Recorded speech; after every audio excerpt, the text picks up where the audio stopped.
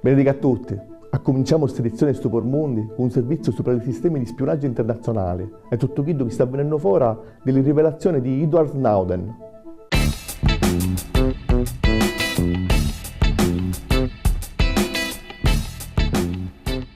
Aveva assai che si parlava dell'esistenza della rete Echelon, un sistema di intercezione delle comunicazioni private e pubbliche. Pare che tutto cominciò dagli anni 60 durante la guerra fredda. La National Security Agency, l'agenzia di spionaggio degli Stati Uniti d'America che lavora insieme alla più famosa CIA, dopo l'accordo chiamato UCUSA tra Stati Uniti, Inghilterra, Australia, Canada e Nuova Zelanda, creò un sistema di satelliti che permetteva di intercettare le conversazioni telefoniche e i fax. Poi pare che Echelon può intercettare a quegli pure si parla allo telefonino o si manda messaggi di posta elettronica.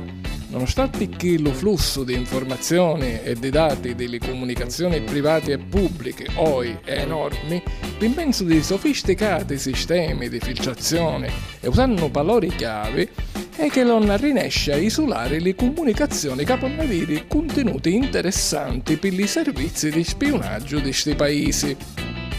Non tutti i meccanismi di Echelon sono conosciuti e pare certo che spesso questo sistema agisce fuori di ogni regola e di ogni legge.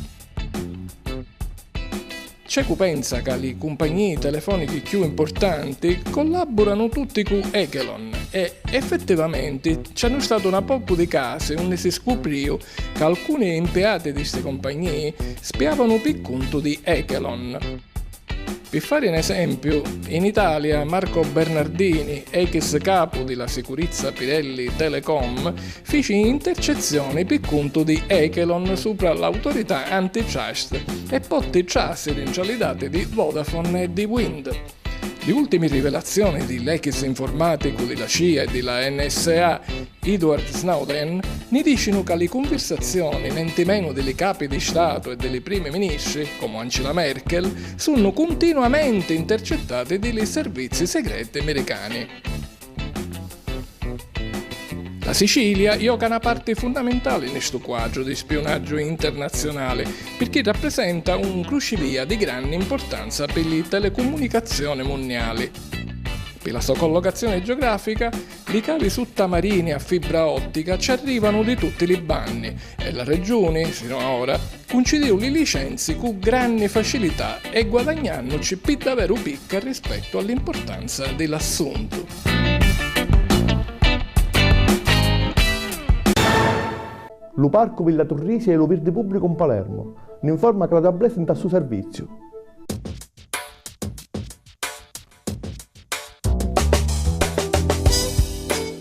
Pigliando l'occasione della manifestazione di domenica 17 di novembre in Palermo, organizzata per sostenere l'istituzione di Lu Parco Villa Turrisi, vedemo di fare un'analisi della situazione di Lu Verde Pubblico della capitale siciliana. Questa manifestazione di Lu 17, organizzata dall'Associazione Parco Villa Turrisi, si vuole sottolineare la necessità di costruire un parco urbano in tal'area Virdi compresa tra le vie Da Vinci, Beato Ancelico, Casilini e Mammana. L'idea di questo progetto nasceva dai cittadini con una richiesta già di prima di Lu 2007 di creare Lu Parco, finuta con una deliberazione, la numero 206 di Lu 2013, di Lu Consiglio Comunale che autorizzava l'apertura di Lu Parco stesso. Lu Parco si avesse a giungere con Lu Parco Udituri attraverso una poco di riti di cammini ciclabili. Pure Lu Parco Udituri è un parco che nasce grazie alla tenacia di una poco di cittadini che permise bonificare e gestissi l'intera area, presentare progetti, idee e eventi, ottenendo finalmente il riconoscimento il 15 di ottobre di Lu 2012, data di apertura di Lu Parco. E chi dire di Lu Parco Ninni Cassarà, inaugurato il 27 di novembre, che si stimmi per la bellezza di 280.000 m2, dei quali 13.000 di Virdi. Quest'ultimo comprende un laghiceddu, aree sistemati per i picciriddi e una pista di pattinaggio.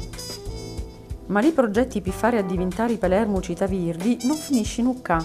Lo Comune di Palermo, infatti, con l'accordo della Soprintendenza dei Beni Culturali, ha approvato il progetto per la pedonalizzazione della Favorita. In tale area virdi più grande di Palermo, a partire di Natali, macchine e moto non possono più circolare dalla Palazzina Cinesi sino alla Fontana d'Ercoli, che si trova alla fine di Luviale omonimo. Si punta a un vero e proprio ristoro di Luparco Palermitano. Lo servizio di controllo e pulizia di Luparco viene assicurato dagli uomini della GESIP con l'aiuto delle associazioni di volontari. Già lo 2 e lo 3 di novembre si festeggia un fine settimana dedicato alla riconquista di Luparco. Per 2 giorni, dalle 10 di mattino sino al tramonto, Luparco si grappiò ai pedoni con attività culturali e sportivi all'insegna di benessere e della natura.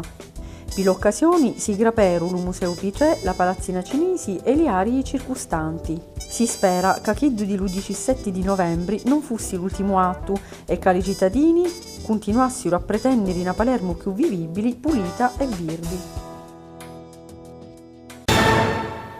Questo è tutto per questa puntata. Noi vediamo alla prossima. Salutiamo!